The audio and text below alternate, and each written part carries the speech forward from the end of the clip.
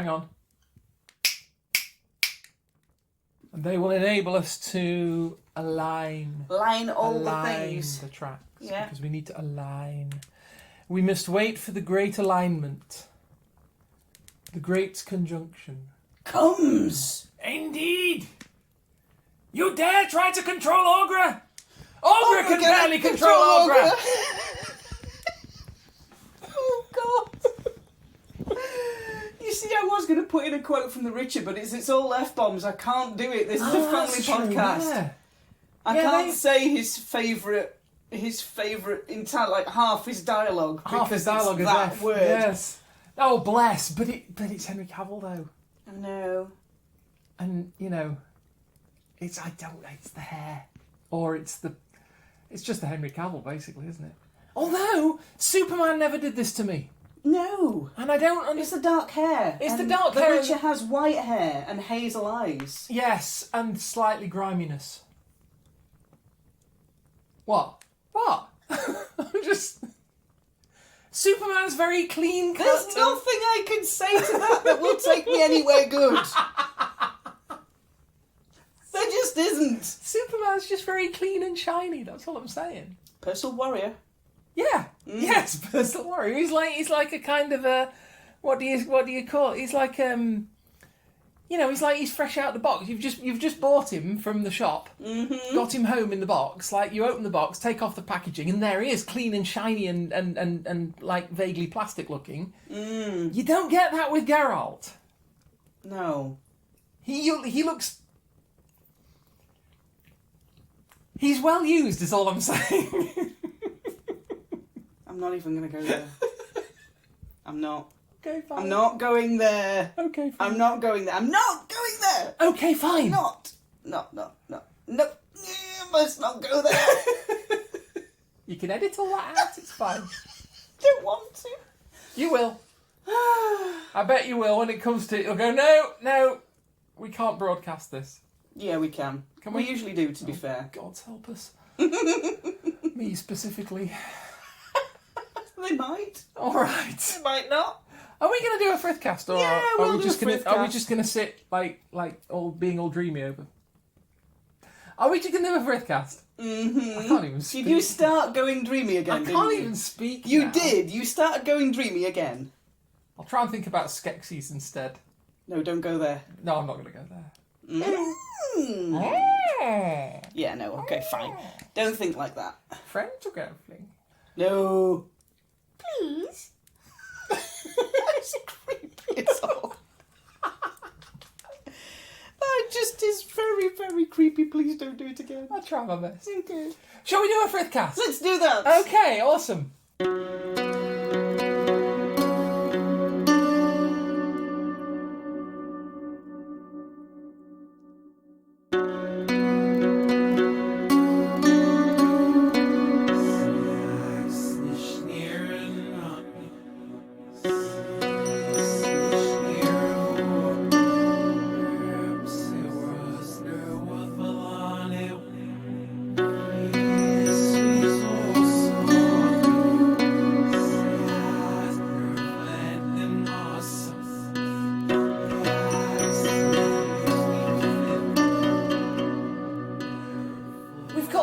Painted on the wall right up there. We have. And I just caught it out the corner of my eye, and now I'm going Panem tomorrow, Panem forever. That's really weird because I've got Joan Baez as Farewell Angelina and it's been playing in my head for 2 days and I'm really not sure how to get rid of it now. How did it arrive? I don't know. It just arrived in a little box and went, ta-da! Have this playing in your head for 2 days for an earworm. And I'm not sure whether listening to it, like a proper recording of it, will make it worse or better. But it's just been playing on a loop repeat for the last 2 days for me. Weird. Yeah.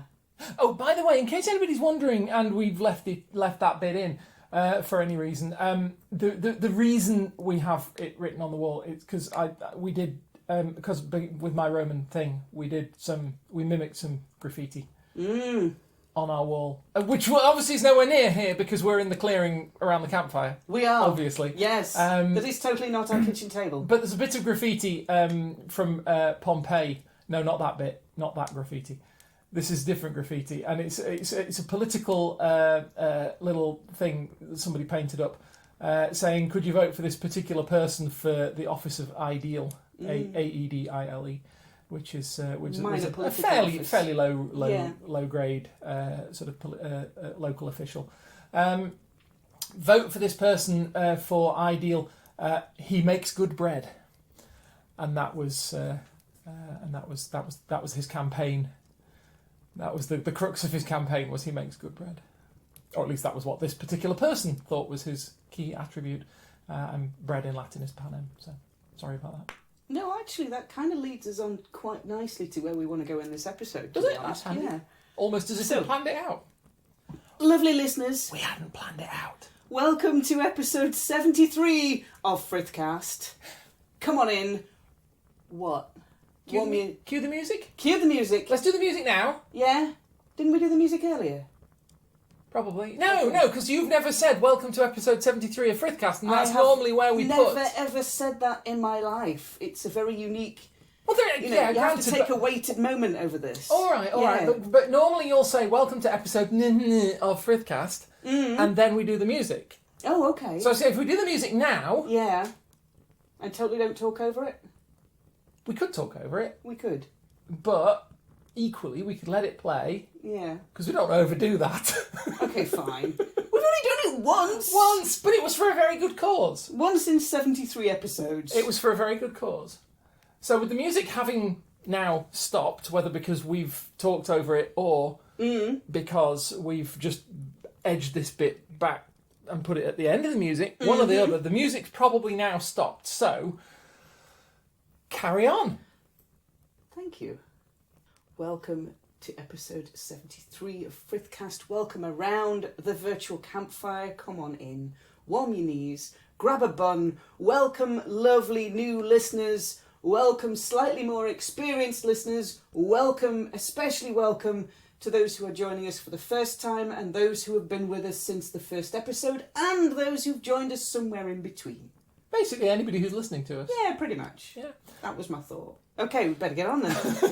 I'm Susan Martin, I'm Heathen. I also welcome everyone. The lady talking over me is Kate. Sorry. Sorry. Go on, introduce yourself. Manners. Yeah, I'm Kate. I'm the one with no manners.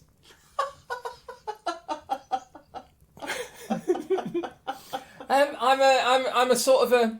I don't know what I am. I always say druidy thing. Coffee powered mostly. Yeah.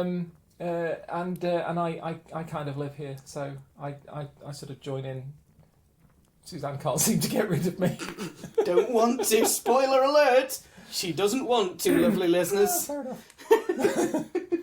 Anyway, yes. So, welcome to episode 73 of Frithcast, and this one's going to be kind of a bit of a thinky episode, and we're going to throw some little questions and points to think about to you, our lovely listeners, all the way through this episode, because this one, it might take a little bit of turning around in your brain until you figure out where things are for you. Sounds like we've got a topic. We have got a topic, and we can't tell you how to heathen.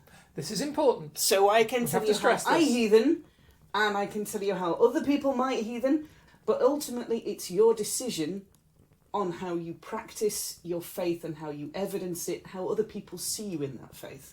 We will always say this, and I will say it particularly emphatically, because, of course, I'm not a heathen. You are a much celebrated druidy thing. Well, I don't know about that, but I'm a thing, certainly. But obviously thing not. One and thing two. Obviously, not being a heathen, I can have opinions. I can have views on sort of pagan faith in general, heathenry as I see it. Obviously, with my experience living with your practice and so on.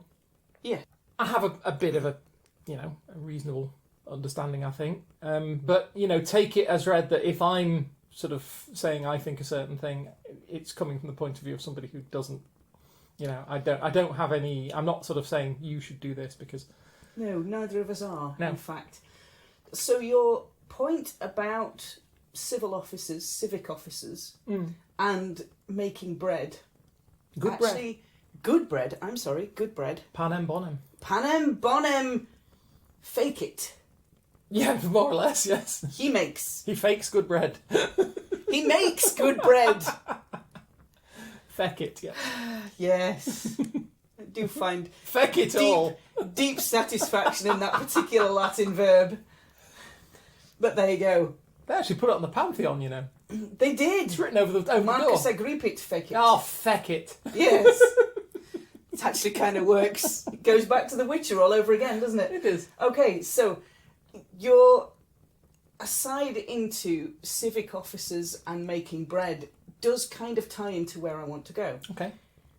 And I've been around the heathen community for quite a while, online. Yeah. And in person. But one of the posts that I tend to see periodically getting posted, it pops up all over the place, is a post that you've probably seen yourselves, lovely listeners, at some point. You might even have posted it yourselves. You might even have posted it yourselves, and that's all good and groovy. And it's the one where there's a picture of an isolated single cabin, often in woods or on a hilltop or somewhere else, and the post goes, if we gave you a substantial amount of money but you had no internet, would you live here? Or the variation that goes, this is where I want to live. Yeah. This would be ideal for me. I mean, etc., etc. I mean, you know, on a superficial reading, I'd agree. To live somewhere like that, I'd probably trade in the internet. I'd write in a. I mean, if I could still have.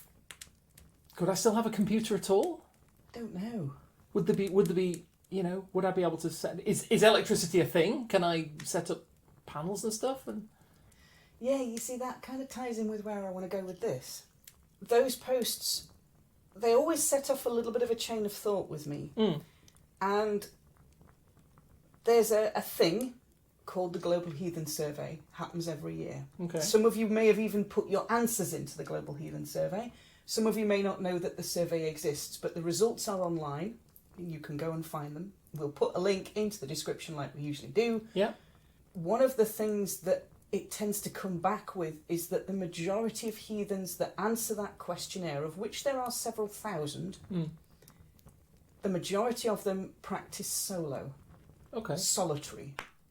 They're not affiliated to communities, they're not in any groups, they don't have any associations, they don't have a kindred, they don't talk to other heathens.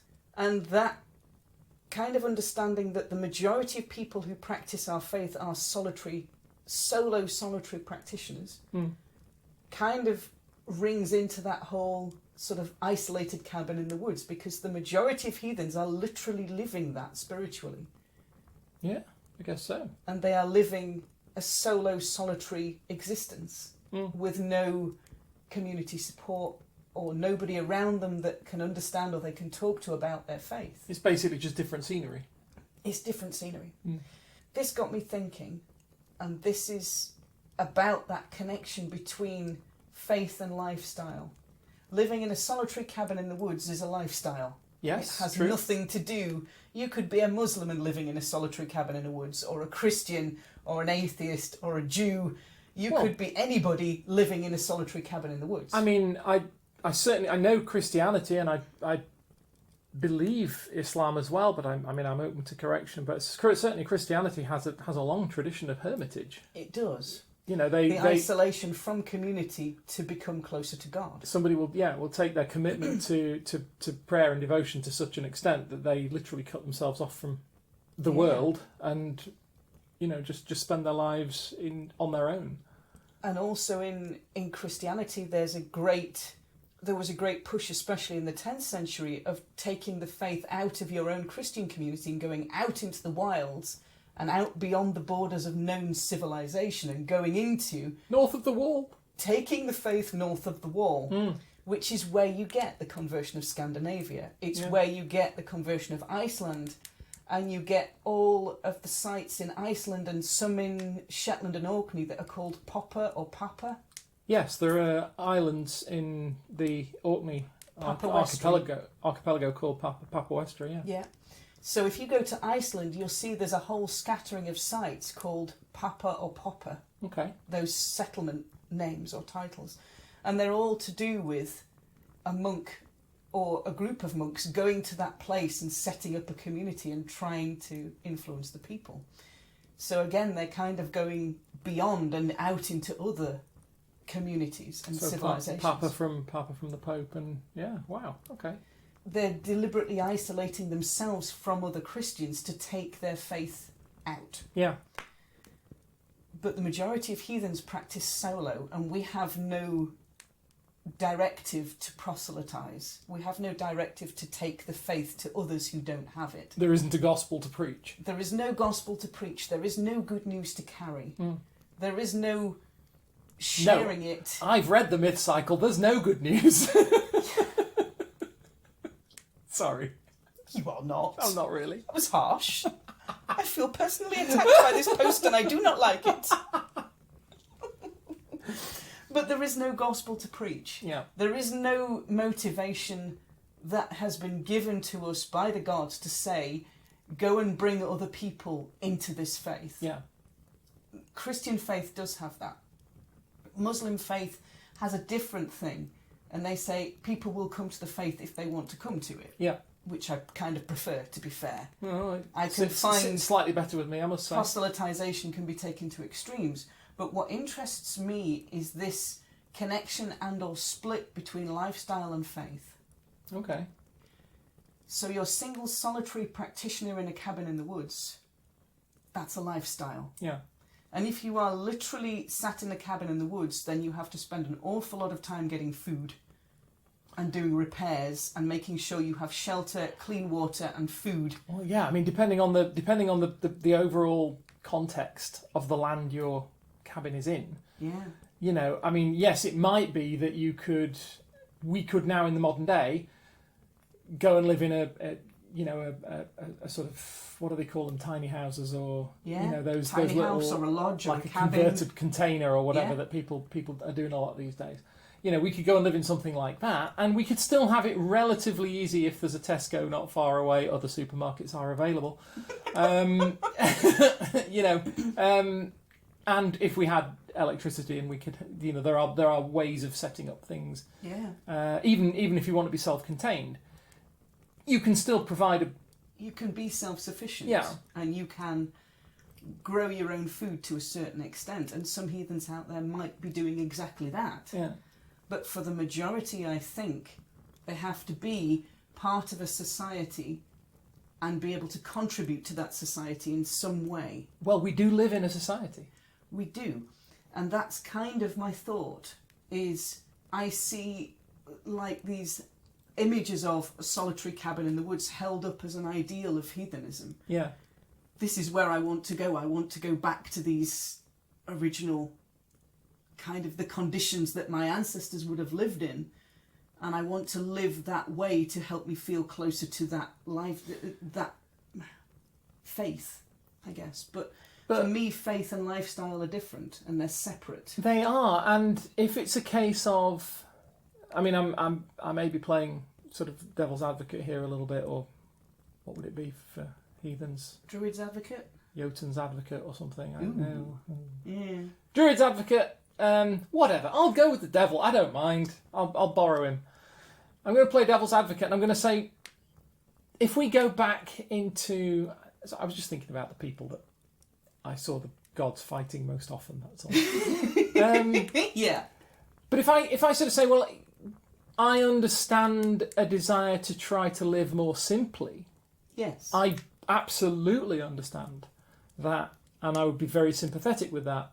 I've often thought about, especially, and it will sound stupid, I know, but and facile, but when I play computer games and stuff that are set in medieval settings or pseudo medieval settings, like the Skyrim, the Elder Scrolls games, that sort of thing, and you can walk through a street and you there's the blacksmith's forge there outside their house, and part of me sort of, it does appeal, this idea that you would have a profession, a craft, whatever it is that you do, and you would live where you work, work where you live, whichever, and it would be simple and straightforward, and everybody would know who you were and what you did and all that kind of thing, and there is a kind of an appeal to that.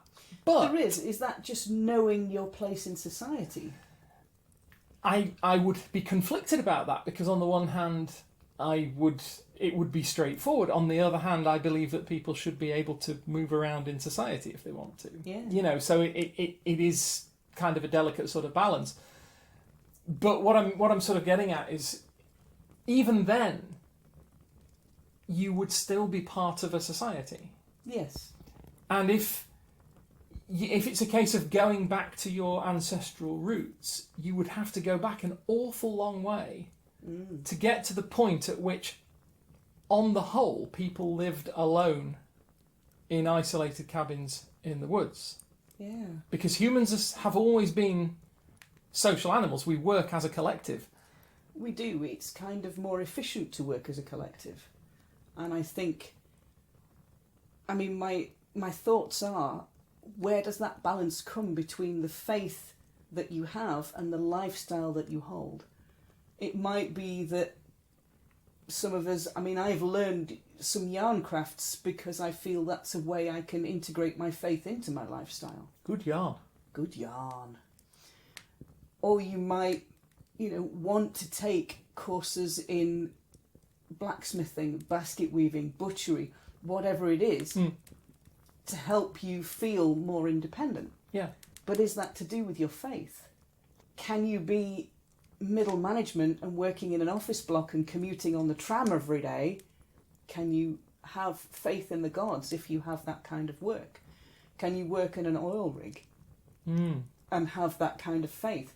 Is your job and the lifestyle that you create for yourself, whether that is, having work, whether it's being self-sufficient with food, whether it's raising a family, which is a flipping hard job. Yeah.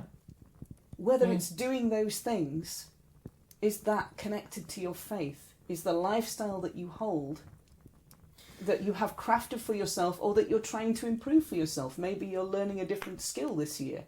Maybe you're learning a language. Maybe you're working on a qualification. Maybe you're trying to push yourself and your knowledge. And if so, which direction are you pushing in?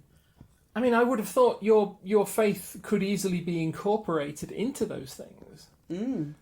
But is it an essential part of manifesting that faith that you do certain things, or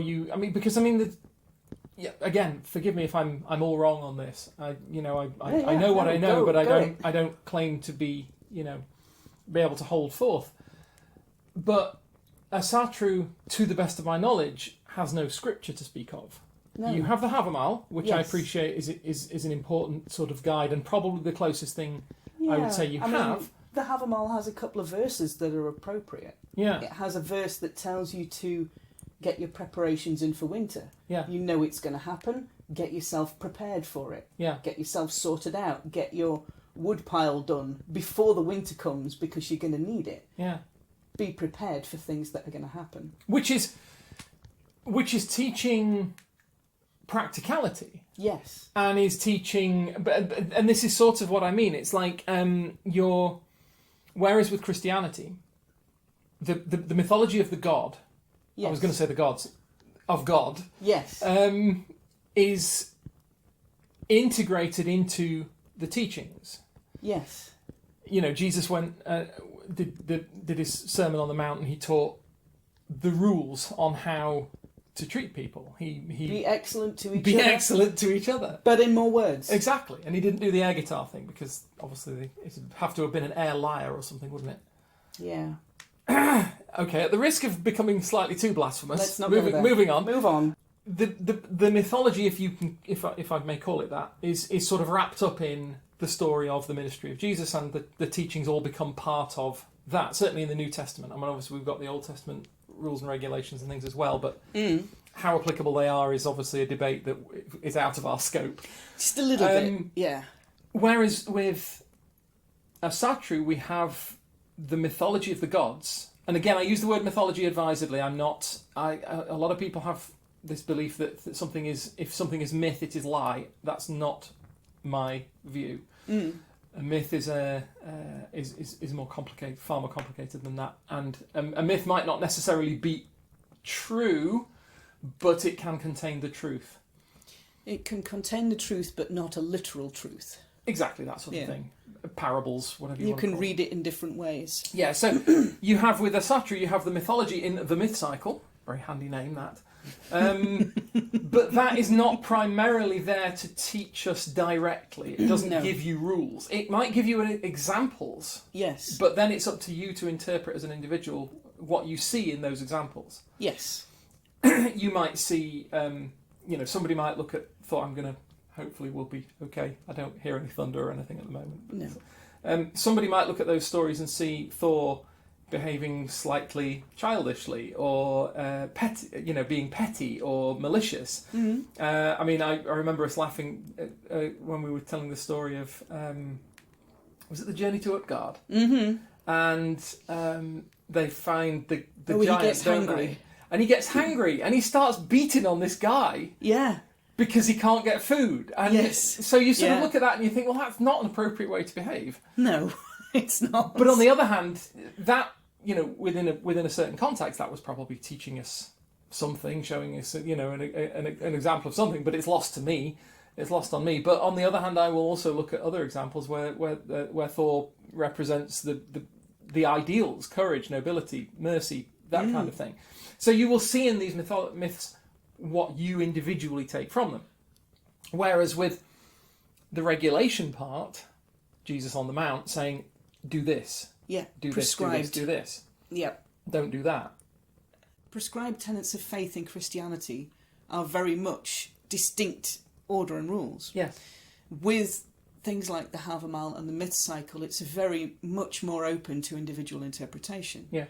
But I think one of the things, we go back to the Havamal, the first section of the Havamal is all about guest right. How to host people in your home and how to be seen as a good host. Yeah. How to be a good guest. How to be a good friend. Yeah. How to be, exchange gifts with your friends. Even though the path to your mate's house may be a long way away, it's going to be short because they're your mate. But is the Havamal an essential part of a satire? Is the Havamal the rules as given to us by the gods? Yeah, you see, there's a really big question. Lovely listeners, we're going to throw that one to you because fun. It's much more fun to let you kind of think things over for yourselves in these respects. The understanding of a satire for me is not the solitary practitioner in a cabin in the woods on their own for 20 miles of trees and bears in no directions. It's being part of a community. The Havamal tells us about being a guest and being a good host and being guest right. And those relationships between people are the first thing that it talks about. Yeah. For me, my lifestyle is to be part of a community. Either online or in person. I'm part of dozens. I'm part of my community at work with my work colleagues. I'm part of a community in my neighbourhood with my literal neighbours. I'm part of a community of library users. I'm part of a community of learners on the courses that I do. Yeah. I'm part of communities of friends, of communities of pagans, of communities of other heathens. And this is, I suppose we should take a moment to sort of point out that this is not intended to say that if you are solitary, you're doing it wrong. No. What we are sort of getting at, I think, is that your community is the people you have around you. Yes. Whether they are heathen or not, or whether they are druid or not, or whatever they might be, there are ways for you to manifest your faith in your life and the way you deal with your community. Yeah, so lovely listeners, have a think about your own lives and the way that your faith manifests in that life. Is it that you go to regular rituals? Is it that you talk to other heathens online? Is it that you spend time in prayer and reflection? Is it that you just put your hammer on and go about living the best life that you can live? All of these are valid. None of them are any better or worse than any other. They're all different ways of connecting to the faith. So what ways does your faith manifest in your lifestyle? Does your faith manifest at all in your lifestyle? Is your faith separate to the way that you live your life and express your life? What kind of things do you do in your lifestyle that help you feel closer to your faith but may not be part of your direct faith practice? Mm. Do you aspire to learn skills or languages that are not necessarily ones that you have direct use for in community today? Do you express your faith through craft, through painting, through metalwork, through creating, through stitching, through baking? Mm. Do you express it through writing prayers or poems or songs? Do you write music? Do you seek out heathen music in preference to other music, or is that only at certain times? Mm. Do you play music when you pray? Do you play music when you have ritual? Is that a necessary part of your faith expression, or is it just something that you're happier doing because you feel it resonates more when you do? And devil's advocate again. Go on. If you don't do any of these things, are you any less a heathen? Yeah. Does it say somewhere, to be a heathen you must? Yes. Or does it not? And it's up to your own individual expression of how you express the balance between lifestyle and faith means that I could be a top-level manager in an office block and still greet the spirits of the city when I go into the city in the morning. You know, when I'm sat in the traffic jam, I could be repeating mantra to the land spirits I can see all around me. I could be taking my truck and travelling 20 miles to my next workplace. I could be stacking boxes in a warehouse. I could be doing the school run. Yeah. And then cleaning the house with the radio on. Does that make me any less a heathen than the heathen that lives solitary in a cabin in the woods? If I have a god amongst the gods, it would probably be Diana. Yes. Who the Greeks knew as Artemis. There's debate about exactly how, to what extent they're the same deity or different, but broadly I tend to associate the two. Diana has certain qualities, particularly as Artemis has certain qualities of independence. She's very much a wild person. She is beholden to no one. Yes. She's unmarried. She lives out in the woods and hunts and does all the wild independent things. Do I, as a inverted commas follower of Diana, have to manifest all those same things? Or do I merely have to be mindful of the characteristics that she embodies and value them in my life in the way that they are applicable to me? I choose not to be unmarried because, you know, that's the decision that for my part I made, and you know, obviously for your part you made. Yeah, is that betraying Diana somehow, Artemis somehow, by giving up some of my independence? I personally don't feel that it is, because, as I say, for me, that characteristic of her is something that I can draw on in my life when and in the ways that I need it. The same as I don't have any particular regard for war. I'm not fond of war. And yet I would still give due respect to Mars, because sometimes there are characteristics associated with war that I could use. Courage, mercy, as we've talked about already. Diplomacy. At the end of every war, there is peace. Shaky sometimes, but yes. Sometimes, but that is, you know, the ultimate aim. In the end, is to stop it all. So, you know, there are things even for gods that represent things that I do not gel with. I can still look to those certain characteristics and try to use them or draw on them when needed. And I would wonder if the same would be applicable for the Norse gods. So, lovely listeners, we're going to throw you a challenge. Have a think about how your faith impacts your lifestyle, or how your lifestyle impacts your faith. What is the relationship between those two for you individually as a heathen?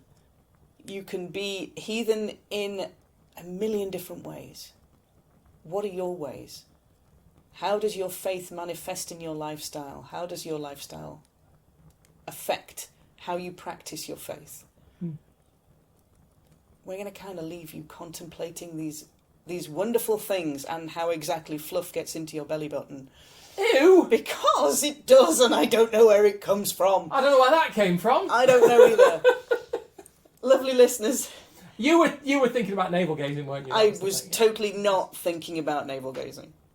Can I go back to thinking about Geralt now? You can. Thank you. Okay. Lovely listeners, I'm going to navel gaze. Kate's going to think about Geralt. We're going to talk to you all next time. If you would like to find us online, you can find me online on Facebook. I'm Suzanne Martin on there. Or you can find me on Twitter at Geetha in Jeans. And if you want to find me, I am currently on Facebook as Kate Coldwind. My shabby website is glassrain.net. By all means, drop me a line through Suzanne if need be. And Yeah, we are always happy to talk shop. We are always happy to say hi, throw us a friend request, all of that good stuff. indeed. We will talk to you all next time for episode 74. 74. See you then. See you then. Bye-bye. Bye.